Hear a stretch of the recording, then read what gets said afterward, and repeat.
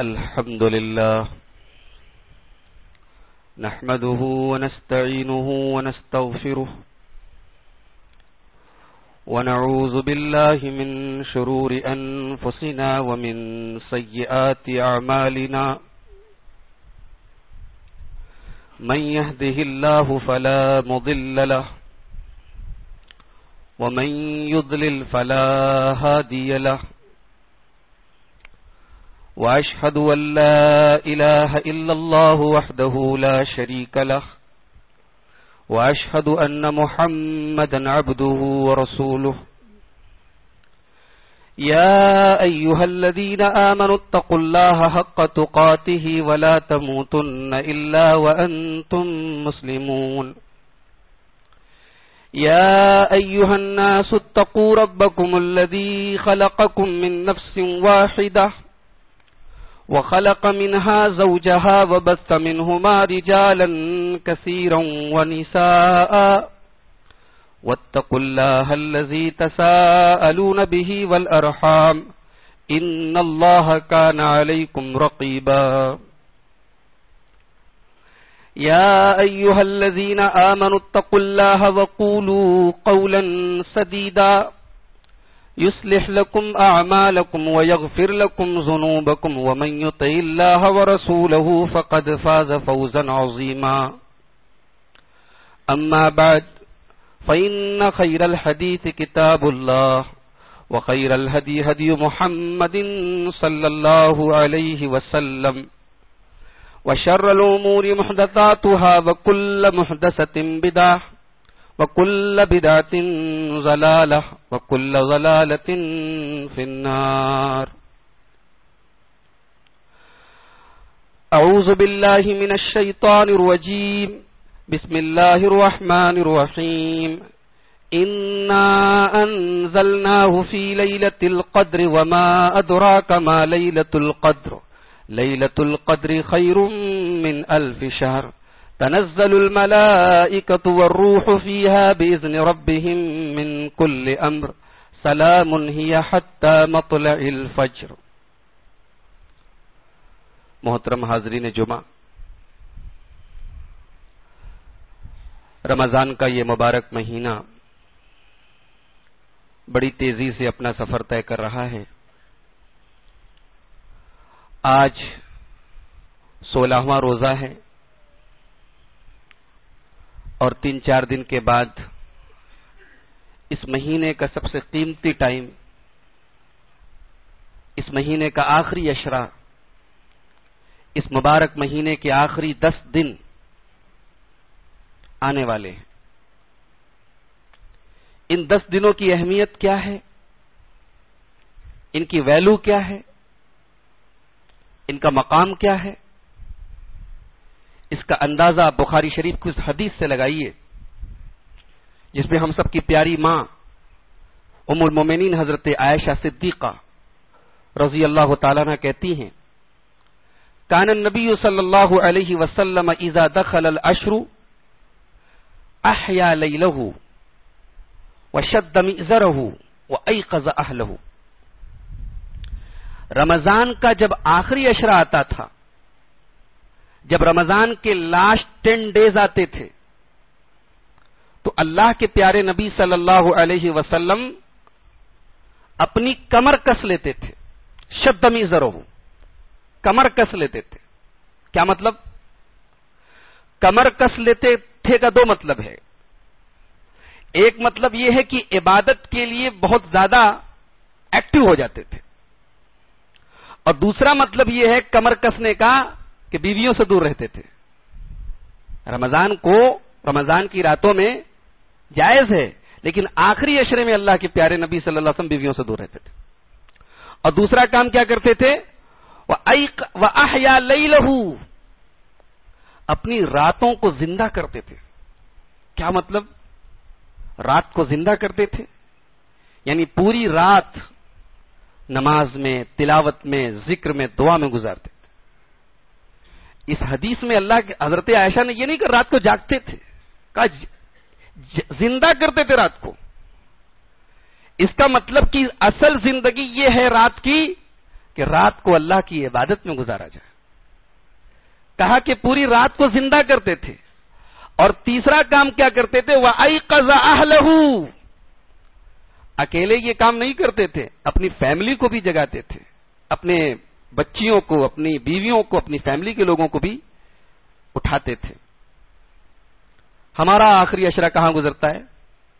Market میں، عید کی shopping میں، بڑے بڑے شاپنگ مالز میں، درزی کے ٹیلر کے چکر کاٹنے میں، جوتے اور چپل کی دکانوں پہ. میرے بھائیوں، یہ ہماری بہت بڑی بدنصیبی ہے. میں نہیں کہتا آپ عید کی تیاری نہ کریں، بچوں کی شاپنگ نہ کریں، لیکن ہمارے نبی صلی اللہ علیہ وسلم نے جب آخری عشرے کو عبادت کے لیے وقف کر دیا ہے تو ہمیں بھی اپنے نبی کی اقتداء کرتے ہوئے اور اس قیمتی عشرے کی قیمت کو سمجھتے ہوئے آخری عشرے کو ان تمام جھنجھٹوں سے پاک کرنا چاہیے. شاپنگ کرنا ہے، سامان خریدنا ہے، کپڑے لینا ہے، یہ سارے کام آپ پہلے ہی نپٹا لیجیے. اس آخری عشرے میں ایک رات ہے. اس رات کا یہ مقام ہے کہ اس رات کی فضیلت کے بارے میں اللہ تبارک و تعالیٰ نے قرآن کریم کے اندر پوری ایک سورت اتار دی ہے. اس سورت کا نام ہے سورۃ القدر. انا انزلناہ فی لیلۃ القدر وما ادراک ما لیلۃ القدر لیلۃ القدر خیر من الف شہر. ہم نے اس قرآن کو لیلۃ القدر میں اتارا ہے. وما ادراک ما لیلۃ القدر، اور اے نبی آپ کیا جانے کہ لیلۃ القدر کا مقام کیا ہے، اس کی عظمت کیا ہے. لیلۃ القدر خیر من الف شہر. لیلۃ القدر تو 1000 مہینوں سے بہتر ہے، 1000 مہینوں سے افضل ہے. 1000 مہینے is equal to 83 years and 3 months. 83 سال اور 3 مہینہ 1000 مہینے کی یہ مدت ہوتی ہے. اللہ تعالیٰ نے یہ نہیں کہا کہ 1000 مہینوں کے برابر ہے یہ رات. کیا کہا؟ 1000 مہینوں سے بہتر ہے. کیا مطلب؟ یعنی اگر اس رات میں تم نے قیام اللیل کر لیا تو 1000 مہینے سے زیادہ تم نے قیام اللیل کر لیا. اس رات میں اگر تم نے اللہ سے کچھ مانگ لیا، کچھ دعا کر لی، کچھ تلاوت کر لی، کچھ ذکر کر لیا، کچھ عبادت کے کام کر لیے تو 1000 مہینے سے زیادہ، 83 سال سے بھی زیادہ عبادت کا ثواب تمہارے نام اعمال میں لکھا جائے گا. اور زیادہ کہہ کر، بہتر کہہ کر کے اس کو ان لمیٹڈ کر دیا گیا. پتہ نہیں کتنا بہتر ہے یہ رات. 83 سال سے بھی بہتر ہے. کتنی بہتر یہ ہم بھی نہیں جانتے. تنزل الملائکۃ والروح. اس رات میں فرشتے اترتے ہیں اور فرشتوں کے جو سردار ہیں جن کا نام جبریل ہے، جو روح الامین ہے، وہ بھی اترتے ہیں.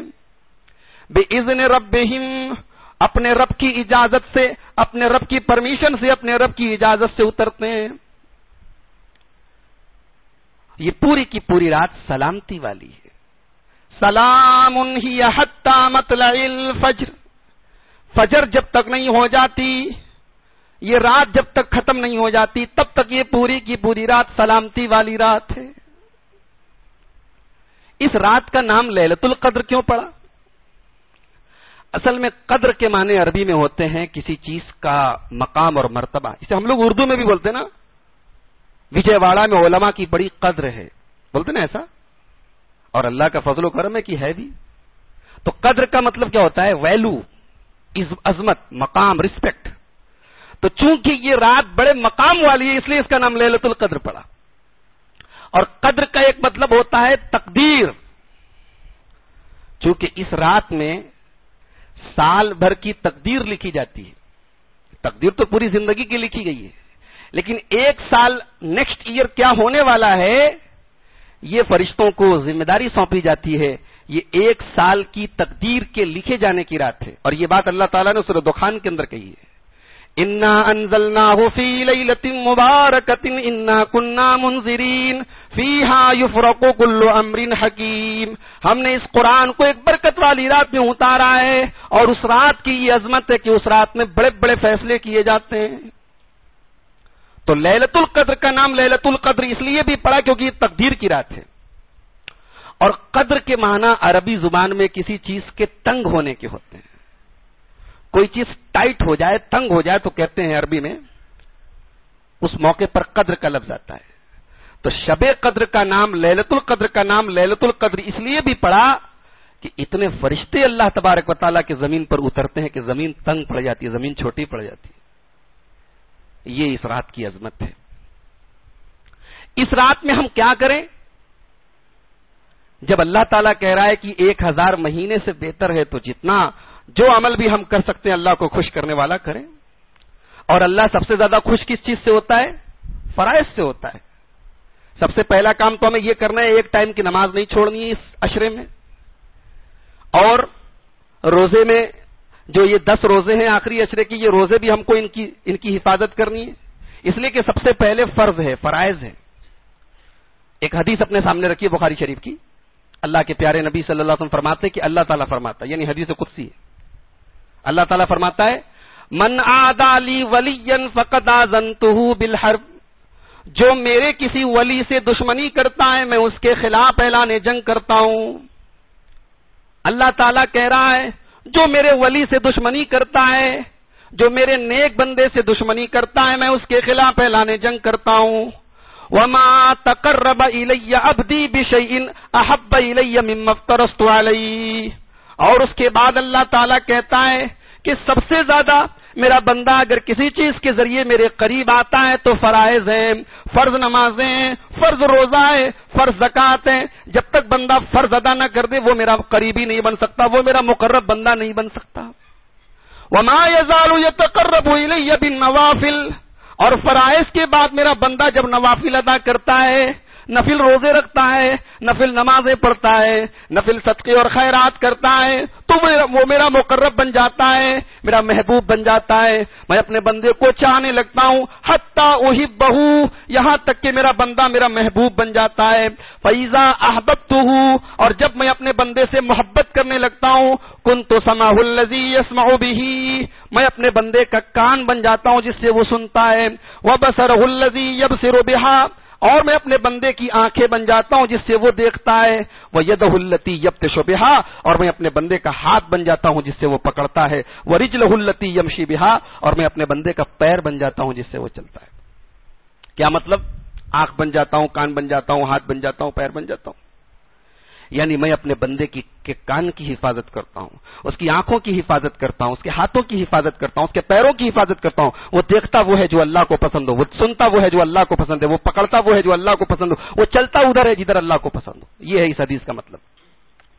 اور حدیث پاک کا آخری ٹکڑا دیکھیے، وَلَئِن سَأَلَنِي لَأُعْطِيَنَّهُ، اور بندہ جب فرائض اور نوافل ادا کر کے میرا محبوب بن جاتا ہے تو مستجاب الدعوات بن جاتا ہے.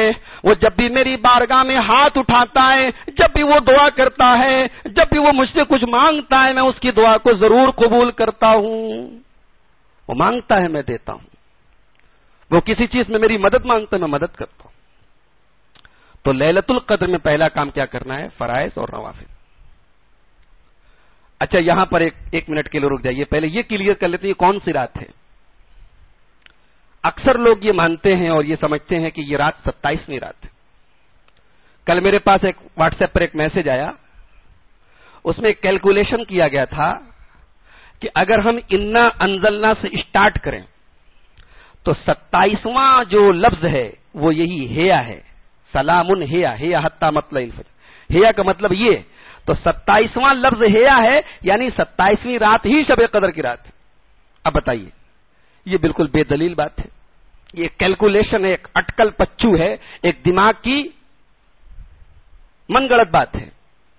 ٹھیک ہے، بعض صحابہ سے بھی یہ بات ثابت ہے کہ انہوں نے کہا کہ 27ویں کو زیادہ امید ہے، مگر ہمارے نبی صلی اللہ علیہ وسلم نے جب یہ کہہ دیا کہ التمسوها فی العشر الاواخر من رمضان، رمضان کے آخری 10 دنوں میں اس کو تلاش کرو، اور پھر آخری 10 دنوں میں بھی خاص طور سے آخری طاق راتوں میں تلاش کرو، تو ہم کون ہوتے ہیں اس کو فکس کرنے والے.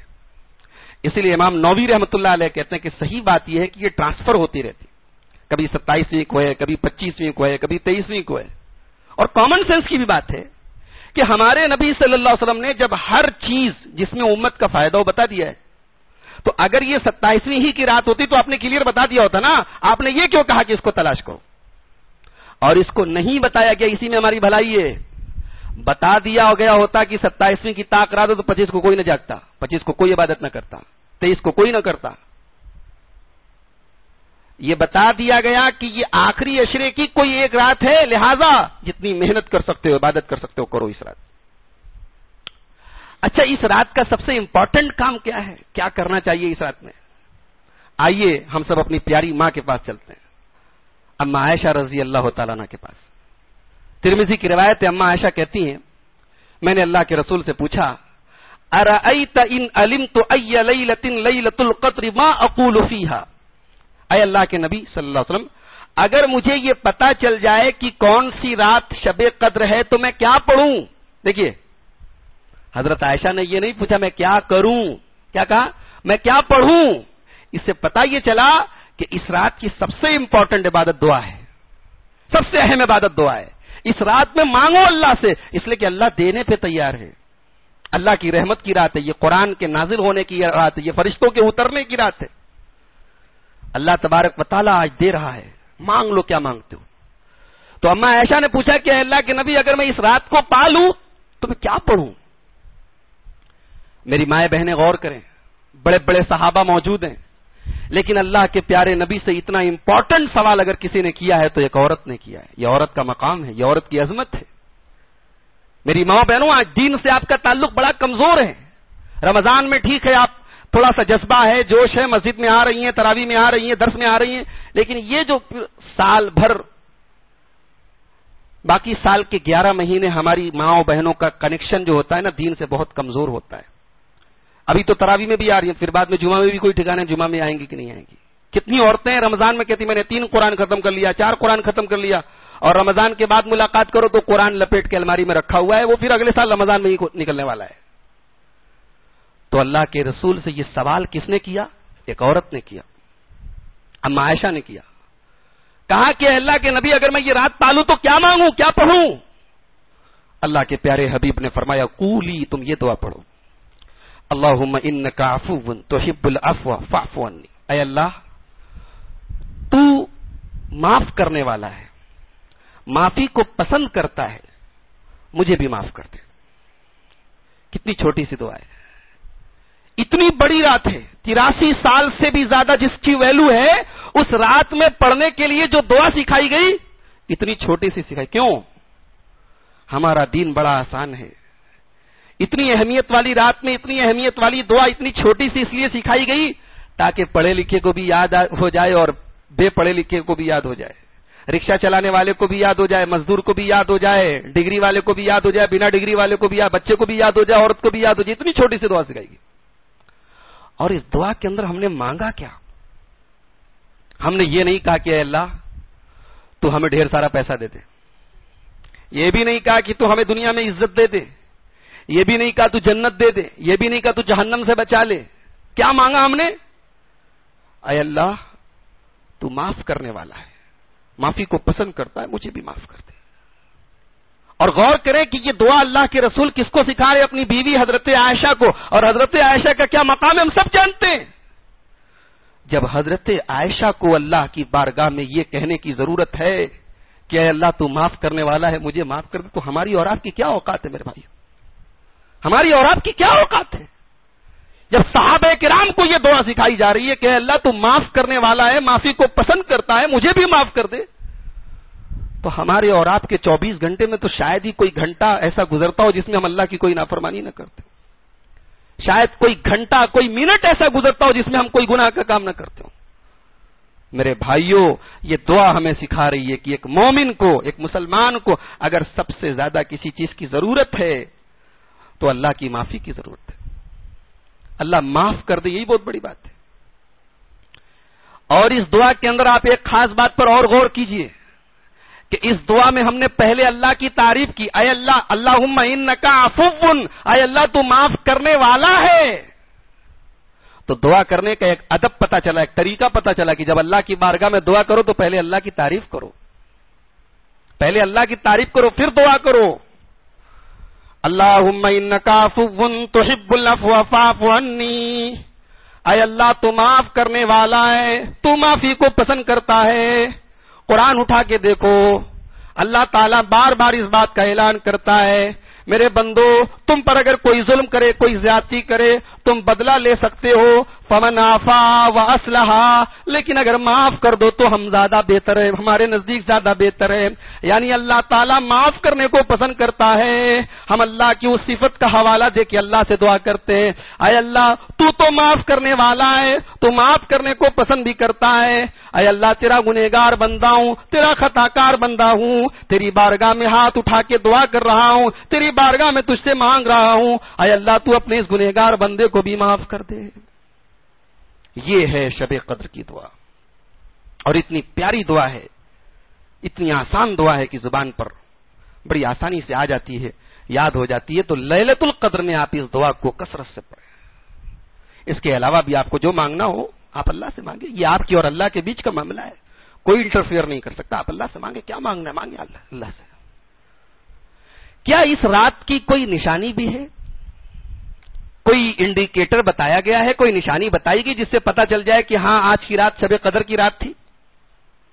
ہاں بتایا گیا ہے۔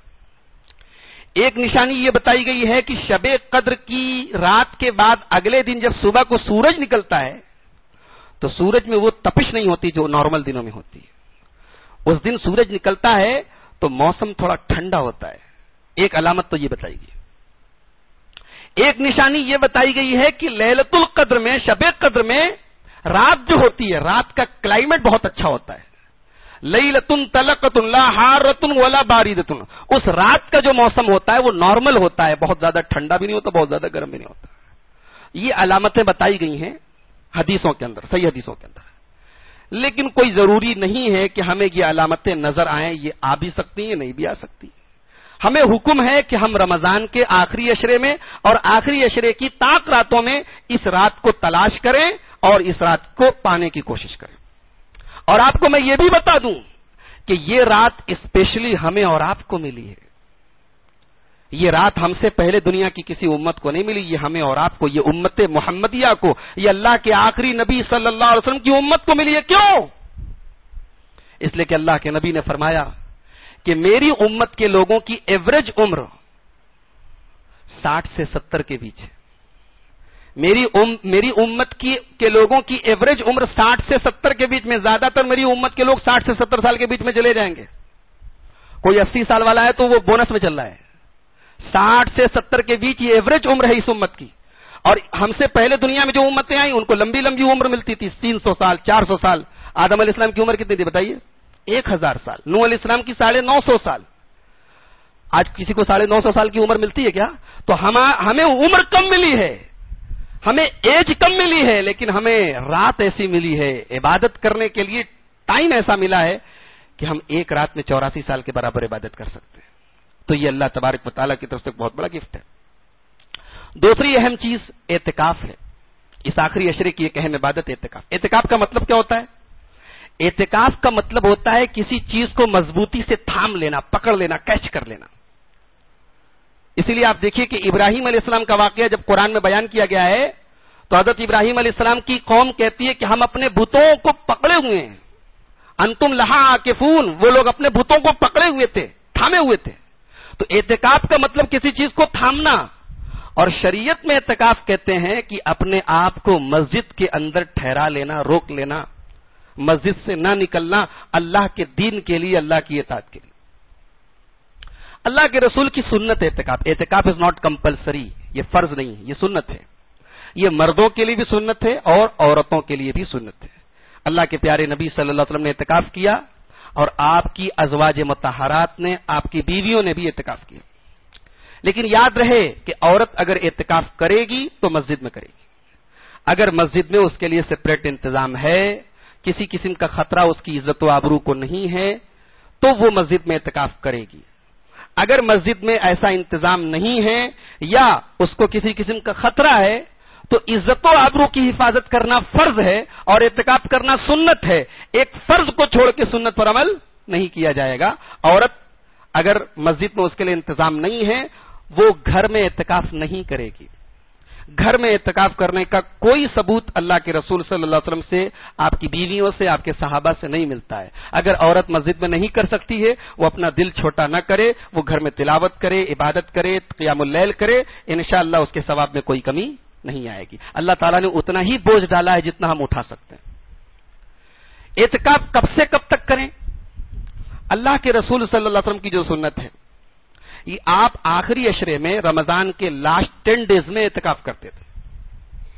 لیکن اگر کوئی 1 دن کا اعتکاف کرنا چاہے، کوئی 2 دن کا کرنا چاہے، کوئی 5 دن کا کرنا چاہے، علامہ عبدالعزیز ابن باز رحمۃ اللہ علیہ جو سعودی عرب کے بہت بڑے مفتی تھے اور اپنے زمانے کے بہت بڑے عالم تھے، ان سے پوچھا گیا تو انہوں نے کہا کہ دیکھیے، افضل یہ ہے، بہتر یہ ہے کہ آدمی 10 دن کا اعتکاف کرے، لیکن اگر کوئی کم کا بھی کرتا ہے تو کوئی حرج نہیں ہے، اس لیے کہ اللہ کے رسول صلی اللہ علیہ وسلم نے تحدید نہیں کی ہے، فکس نہیں کیا کہ 10 ہی دن کا کر سکتے ہیں۔ تو اگر کوئی 1-2 دن کا، 4-5 دن کا بھی کرنا چاہے تو کر سکتا ہے۔ یہ ان کا ایک مستند عالم دین ہے، ان کا فتویٰ ہے۔ اگر آدمی اللہ کے رسول کی سنت پر عمل کرتے ہوئے اعتکاف کرتا ہے تو وہ مسجد میں کب انٹر ہو اور کب ایگزٹ ہو؟ تو مسجد میں وہ انٹر ہوگا 21ویں رات شروع ہونے کے پہلے، اور ظاہر سی بات ہے 21ویں رات کب شروع ہوگی؟ 20واں روزہ جیسے ہی آپ کا کمپلیٹ ہوا، مغرب کی نماز اذان ہوئی، 21 شروع ہو گئی، تو اس کا مطلب یہ ہوا کہ 21-20 کا روزہ کمپلیٹ کرتے ہی مغرب کی اذان کے پہلے ہی اس انسان کا مسجد میں ہونا ضروری ہے۔ مگر یہاں پر ایک سوال پیدا ہوتا ہے کہ حضرت عائشہ رضی اللہ تعالیٰ عنہ کہتی ہیں کہ اللہ کے نبی صلی اللہ علیہ وسلم اپنے معتکف کا مطلب وہ حجرہ جس میں اللہ کے رسول اعتکاف کرتے تھے، اپنے حجرے میں، اپنے خیمے میں فجر کے ٹائم جاتے تھے۔ تو یہ بات تو ٹکرا رہی ہے۔ تو اس حدیث کا مطلب یہ ہے کہ اللہ کے رسول صلی اللہ علیہ وسلم مسجد میں تو مغرب کے پہلے آ جاتے تھے، لیکن اپنے اس حجرے میں آپ فجر کے بعد 21 کی جو فجر ہوتی تھی، فجر پڑھ کے آپ اپنے حجرے میں، اپنے اس اسپیشل کمرے میں جاتے تھے۔ لہذا سنت یہی ہے کہ آدمی 21ویں رات شروع ہونے کے پہلے، مغرب کے پہلے مسجد میں آ جائے۔ اور ایگزٹ کب کرے گا؟ 29 کو اگر چاند ڈکلیئر ہو گیا تو چاند ڈکلیئر ہوتے ہی وہ مسجد سے نکل جائے گا۔ اگر 29 کو چاند ڈکلیئر نہیں ہوا تو 30 کو مغرب کی اذان ہوتے ہی وہ مسجد سے نکل سکتا ہے۔ اعتکاف کی حالت میں آدمی اپنا زیادہ تر وقت اللہ کے ذکر میں، تلاوت میں، نماز میں، عبادت میں گزارے گا، کسی قسم کی فالتو دنیاوی بات میں شریک نہیں ہوگا۔ موبائل اگر وہ کسی خاص ضرورت کے تحت، اگر اس کے گھر میں ایسی کوئی ضرورت کبھی ایمرجنسی پڑ سکتی ہے، اس مقصد کے لیے وہ رکھے تو رکھ سکتا ہے، لیکن اس کا یہ مطلب نہیں ہے کہ موبائل رکھے تو ہر 1 گھنٹے پہ کال کر رہا ہے، بیوی کی حال چال لے رہا ہے، بچوں کی حال چال لے رہا ہے۔ اگر ایسا کرنا تو اعتکاف میں ہی کیوں بیٹھا؟ گھر میں بیٹھ تو اپنے۔ تو اعتکاف میں بیٹھے تو آپ ان سب چیزوں سے پرہیز کریں۔ اعتکاف میں رہ کر انسان کھا سکتا ہے، مطلب روزے کے بعد رات کو کھا سکتا ہے، پی سکتا ہے اور نہا سکتا ہے۔ نہانا اعتکاف کے خلاف نہیں ہے، آدمی روزانہ بھی نہا سکتا ہے۔ اور اگر انسان جنابت سے ہو گیا، ناپاک ہو گیا، احتلام اس کو ہو گیا اور مسجد میں نہانے کا انتظام نہیں ہے تو مسجد کے باہر بھی جا کے نہا سکتا ہے، بلکہ نہانا پڑے گا اس کو، لیکن ظاہر سی بات ہے کہ بغیر نہائے وہ مسجد میں نہیں رہ سکتا۔ تو یہ سارے کام وہ کر سکتا ہے، بلا ضرورت وہ اعتکاف سے نہیں نکلے گا۔ اعتکاف ایسی مسجد میں ہی کیا جا سکتا ہے جہاں جماعت سے نماز ادا کی جاتی ہو، جہاں جماعت سے نماز ادا کی جاتی ہو وہیں آدمی اعتکاف کر سکتا ہے۔ تو اعتکاف کے تعلق سے اور بھی مسائل ہیں اور بھی باتیں ہیں، انشاءاللہ ہم کسی دن عصر کے بعد کا درس جو ہے اس کے اوپر خاص کریں گے۔ اعتکاف کے چھوٹے چھوٹے جو مسائل ہیں وہ آپ کے سامنے مزید بیان کیے جائیں گے۔ تو میرے بھائیوں، خلاصہ تمام باتوں کا یہ ہے کہ آخری عشرہ بالکل سر پر ہے، ہم ابھی سے اس کے لیے الرٹ ہو جائیں۔ ہم اپنے نبی سے اگر سچی محبت کرتے ہیں، اپنے رسول کی اقتداء کرتے ہوئے، اپنے نبی کی سنت پر عمل کرتے ہوئے، ہم آخری رات کو اللہ کی عبادت کے لیے وقف کر دیں، آخری رات کو قیام اللیل کے وقف کر دیں، آخری رات کو اللہ کے دین کے لیے وقف کر دیں، اور کوشش کریں کہ آخری عشرے میں ہم جہاں تک ہو سکے گا، جہاں تک ہم سے پاسبل ہوگا، ہم اپنے آپ کو گناہوں سے، اللہ کی نافرمانیوں سے بچانے کی کوشش کریں گے۔ آئیے ہم اللہ سے دعا کریں، اللہ تعالی ہم سب کو اس کی توفیق عطا فرمائے۔ اللہ تعالی ہمیں رمضان کے آخری عشرے کی برکتوں سے پورا فائدہ اٹھانے کی توفیق عطا فرمائے۔ رب العالمین ہمارے روزے، ہماری نمازیں، ہماری تراویح، ہماری یہ ٹوٹی پھوٹی عبادتیں اس لائق تو نہیں ہے کہ تیری بارگاہ میں قبول ہوں، لیکن اے اللہ تو اپنے فضل و کرم سے ہماری عبادتوں کو قبول فرما لے۔ اے اللہ ہمیں تمام عبادتوں میں تو ریاکاری سے بچا اور اخلاص کی ہمیں توفیق عطا فرما۔ اللہ کے رسول صلی اللہ علیہ وسلم کی حدیث ہے، اگر کوئی لیلۃ القدر میں ایمان کے ساتھ اور سچی نیت کے ساتھ قیام اللیل کرتا ہے تو اس کے اگلے پچھلے تمام گناہ معاف ہو جاتے ہیں۔ ہم اللہ سے دعا کرتے ہیں اللہ ان سچی نیت والے، ان ایمان والے قیام اللیل کرنے والوں میں ہمیں بھی شامل کر دے۔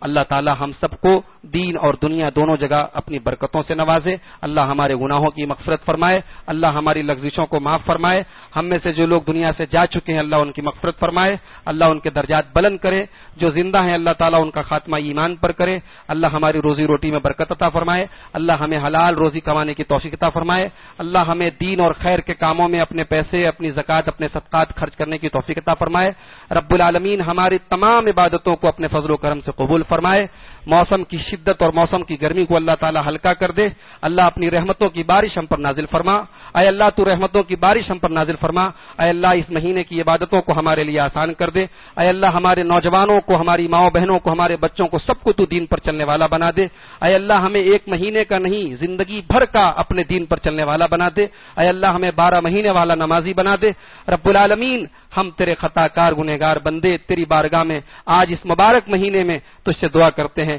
تیرے نبی کی اس دعا کے حوالے سے تجھ سے دعا کرتے ہیں کہ اے اللہ تو معاف کرنے والا ہے، معافی کو پسند کرتا ہے، اے اللہ ہم گنہگار ہیں ہمیں بھی معاف کر دے، اے اللہ ہم تیرے گنہگار بندے ہمیں بھی معاف کر دے، اے اللہ ہمیں سے جو لوگ بیمار ہیں تو ان کو شفا عطا فرما، جو قرض دار ہیں ان کے قرضوں کی ادائیگی کر دے، اے اللہ جو ذہنی جسمانی کسی بھی قسم کی تکلیف میں اللہ سب کی تکلیفوں کو دور فرما دے، اے اللہ جو مرد ہیں، جو عورتیں ہیں، جو بچے ہیں، سب کی جو جائز خواہشات ہیں، جو جائز مرادیں ہیں، اے اللہ ان کی خواہشات، ان کی جائز مرادوں کو تو پوری فرما دے، اے اللہ جو روزی روٹی کے لیے پریشان ہیں، اللہ ان کی روزی روٹی کے مسائل حل کر دے، اے اللہ جو کسی قسم کی بیماری سے پریشان ہیں ان کی بیماریوں کو تو صحیح کر دے، ان کو شفا کامل عاجل عطا فرما دے، اے اللہ تو ہماری مسجدوں کی حفاظت فرما، اے اللہ اس ملک میں مسلمانوں کی حفاظت فرما، اے اللہ اس ملک میں امن و سکون نازل فرما، اے اللہ اس ملک کے امن اور چین کو بگاڑنے والی طاقتوں کو تو ناکام کر دے، اے اللہ اس ملک میں سب کو مل جل کر رہنے کی توفیق عطا فرما، اے اللہ ہم سب کو اس مبارک مہینے کی برکتوں سے فائدہ اٹھانے کی توفیق عطا فرما، آمین وآخر دعوانا ان الحمدللہ رب العالمین۔